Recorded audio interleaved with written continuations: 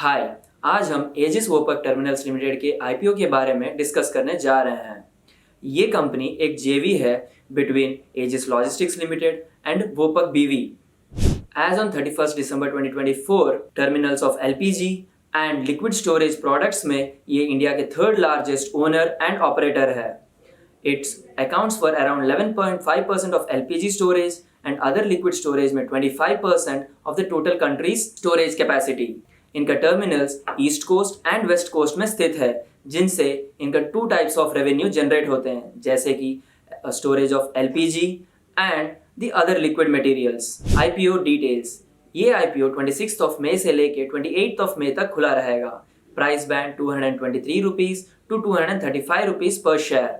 Lot size 63 shares and issue size is 2,800 crores, out of which fresh issue is 2,800 crores. Expected post-issue market capitalization stands at around 23,737 crores. Objects of the issue: company के borrowings को कम करने, capex को fund करने and balance generate corporate purposes के लिए। Key strengths: company के पास एक अच्छी अपॉर्चुनिटी है due to the rising market size. Additionally ammonia, जो कि ग्रीन हाइड्रोजन का एक डेरिवेटिव प्रोडक्ट है, गवर्नमेंट इन पे ज़्यादा फोकस करने के वजह से भी इनका एक एडिशनल सोर्स ऑफ रेवेन्यू बनने का चांसेस है। कंपनी ने अपने प्रमोटर्स एजिस के long standing relationship and customer base को यूज़ करते हुए इनके कस्टमर बेस को बहुत अच्छे से बढ़ाया है।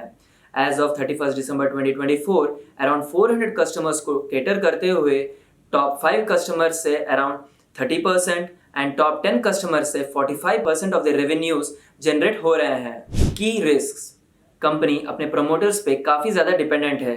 अगर इनके रिलेशनशिप में कोई दरारें आए तो इनके रेवेन्यूज पे काफ़ी असर आएगा। कंपनी अपने 90% of the revenues west coast terminal से जनरेट करती है, जिससे इनका ऑपरेशनल कॉन्सेंट्रेशन रिस्क काफ़ी ज़्यादा बढ़ गया है। Financials: as of 31 March 2024, revenue stands at 5,618 million, EBITDA 3,975 million, net profit 865 million with EBITDA margins 70.77% and PAT margins 15.41%। क्योंकि कंपनी नई है और ऑपरेशन शुरू करते हुए सिर्फ 3 साल ही हुए हैं, इसलिए revenue growth, EBITDA growth and PAT growth देखा जाए तो ये काफ़ी एलिवेटेड है। एडिशनली ये कैपिटल इंटेंसिव बिजनेस में होने के वजह से भी इनका रिटर्न रेशियोज थोड़ा सप्रेस्ड है, around 6 to 9%, debt to EBITDA ratio around 2 times and interest coverage ratio of 1.7 times। Conclusion: company जिस सेगमेंट में ऑपरेट करती है वो एक ग्रोइंग सेगमेंट है,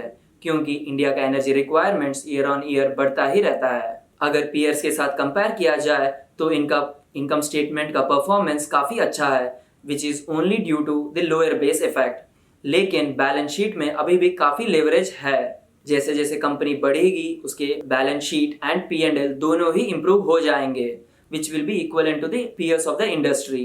पी के एनालिसिस पे अगर देखा जाए तो इनका peers they are trading at around 40 times of their earnings valuation, लेकिन ये कंपनी इस आईपीओ को around 235 times of earnings valuation पे लेके आ रही है, जो कि काफ़ी एलिवेटेड है। इस वजह से हम इस आईपीओ को अवॉइड करने का राय देते हैं। अगर ये वीडियो पसंद आया तो please do like, share and comment, और ऐसे ही इन्फॉर्मेशन भरी वीडियोस के लिए सैमको यूट्यूब चैनल को सब्सक्राइब करें। Thank you. Investments in securities market are subject to market risks. Read all the related documents carefully before investing.